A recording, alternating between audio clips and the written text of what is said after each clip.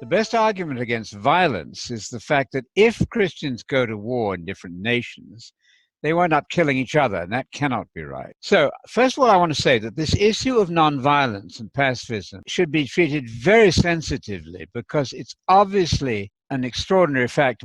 People gave their lives so that we could be protected. We should make absolutely clear that we appreciate that tremendously.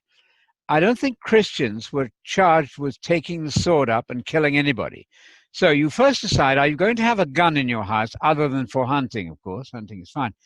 But if you have a gun in your house and you're intending to use it lethally, you have, when you've killed your enemy, let's supposing an intruder comes in, and you've shot him dead and the blood is coming out of his ears, you have to say, did I love my enemy? If you can answer that positively, I think maybe you could do it. But I don't think that Jesus was into lethal killing, nor were the early church for about 380 years.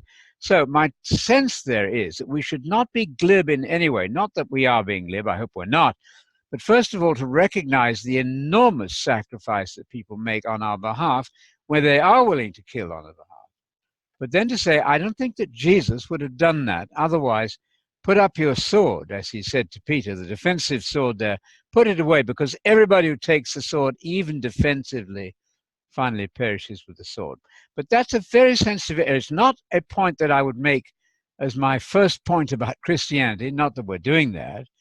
This is for people who've thought about the faith, who are deeply involved in it. Then they must honestly reckon with the fact whether you can love your enemies and kill them. That's the issue. Of course, you would try to stop somebody from shooting anybody if you could. Just as with a man about to commit suicide, you try to prevent him from leaping out of the window. Of course you would. But the question is, are you going to own a gun and be ready to kill him and then say, yes, I loved my enemy? I would be hesitant to say that that's possible. You're going to keep a gun so you can do the wounding and not the killing? I don't know. I don't get into any of that. You're going to have to deal with that awful moment when it comes. But yes, I would try to restrain somebody from killing if I could without killing him, of course. If that's an option, of course you'd want somebody not to kill.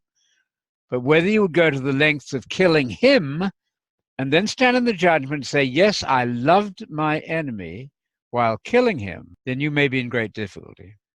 Truth of the discussion gets lost in a great fuss over detail. So you decide, am I going to own a gun, other, of course, than for hunting, which is wonderful, if you want to do that. Are you going to own a gun so that you're ready to use it and kill if necessary? That's the decision to make. I'd make that with very great care in view of Jesus' command to love your enemies and do good to those who would do harm to you.